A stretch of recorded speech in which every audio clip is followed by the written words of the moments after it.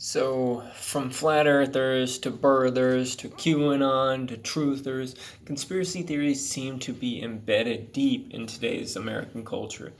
It's easy to accept conspiracy theorists and their fringe ideas as harmless in our modern culture of mistrust and development of this internet age, but it's yet that these baseless and fake entertainments have real consequences.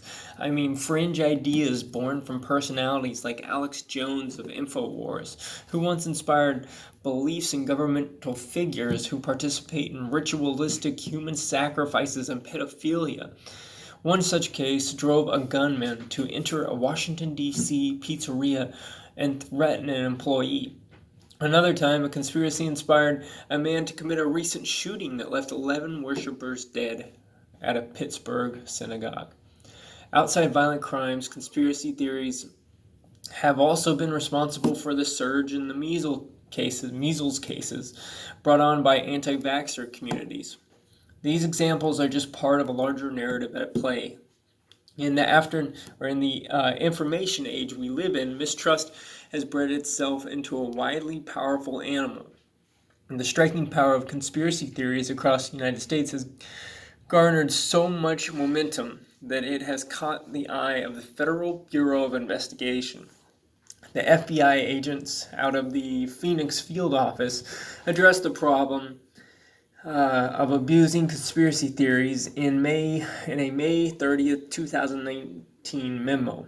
In this memo, the agents identify a direct connection between violent crimes and activity and conspiracy theories. Further, they predict that the conspiracy theories will likely play as they quote, or emerge, spread, and evolve these terroristic and violent acts and play a large part in the 2020 election.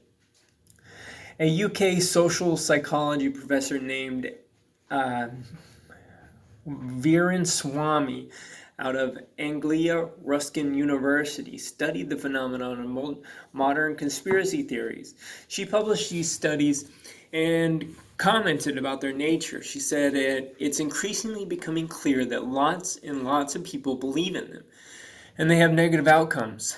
According to Swamy and other experts on the phenomenon, nearly half of the U.S. believes in at least one conspiracy theory. Despite Swamy and other experts in the field, there has not been enough to address these trends that we see today. Since conspiracy theories' inception in the late 1800s, they have only multiplied and grown as acceptable beliefs for far too many. In the last 50 years alone, we have seen what experts refer to as the CTB, or the conspiracy theory boom. And the CTB was manufactured by the use of social media, catapulting itself into a bright and warm limelight. It would appear that today we are at the peak of the CTB. As the current president of the United States, that is, the leader of the free world, is the most notorious peddler of misinformation.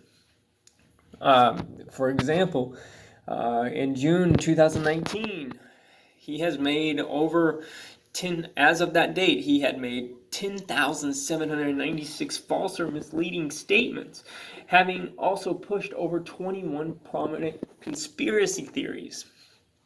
And we all know his base follows all of them.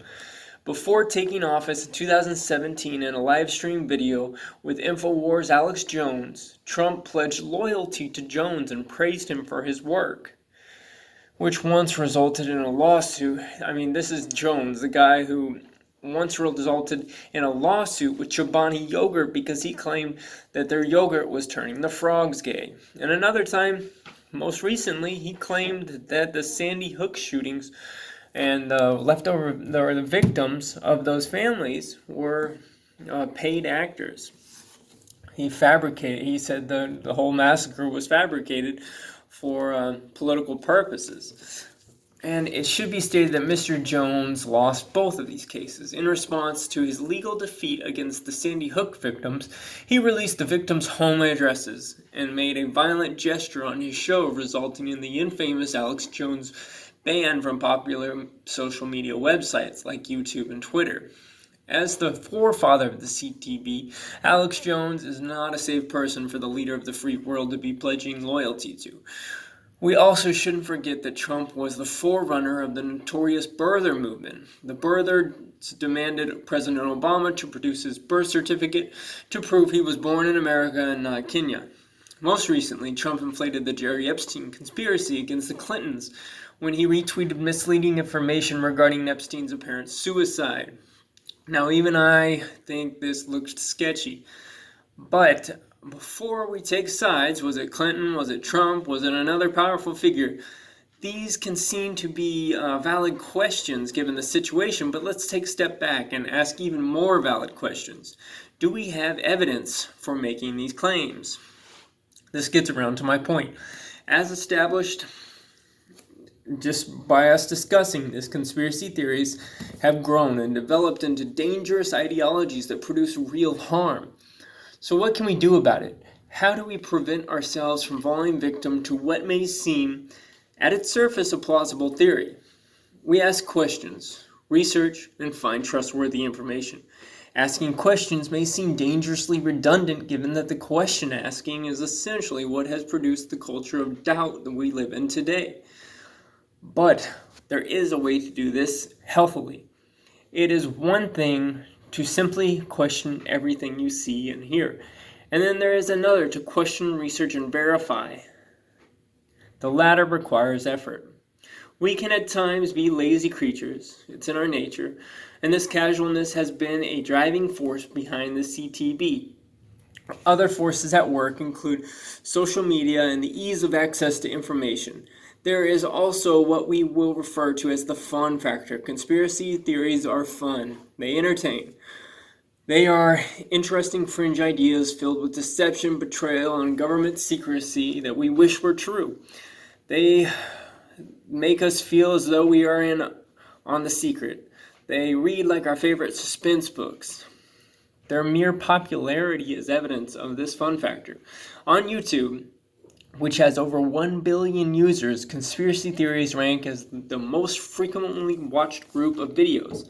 This is in part due to the generated algorithm videos to recently watched materials. Yet the algorithm can literally turn one click into days of watching misleading information. The overwhelming presence of these informational videos, informational is in air quotes, but with little deviation from one-sided topics can lead a viewer to believe there is no one valid view. This viewer cycle plays a large part in what we know today as the CTB, the conspiracy theory boom.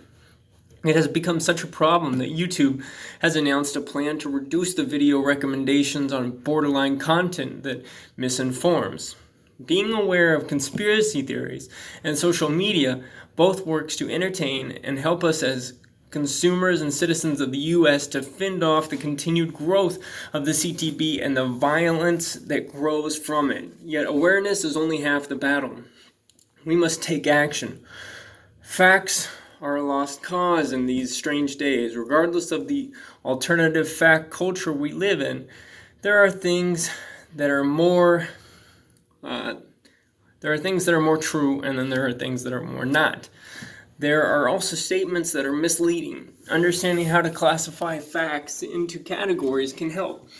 Yet to get to this point, we need to be able to discern what is real, what is not, and what is just simply misleading. In a world full of fake news and misinformation, how can we tell what is real?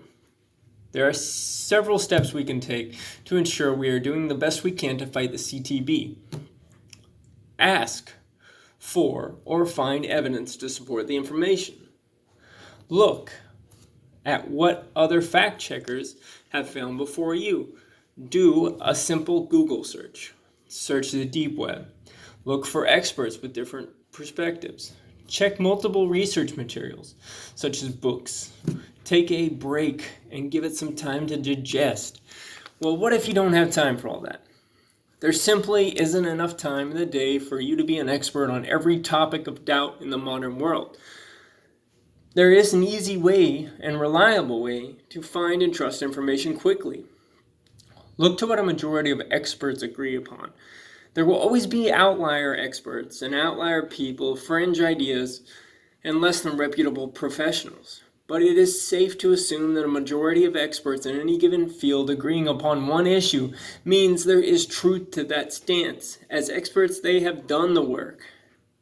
And they have done the work that we don't have the time to do. The trouble with conspiracy theories is that they can easily claim that these experts are all in on the conspiracy.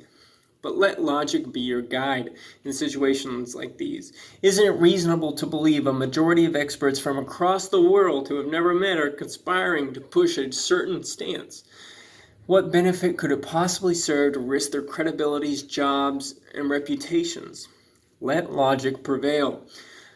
This doubt of experts' information in a real world, with the violence and crime it breeds, it also feeds into itself. Conspiracy theories hurt real and honest journalism. This is a big problem.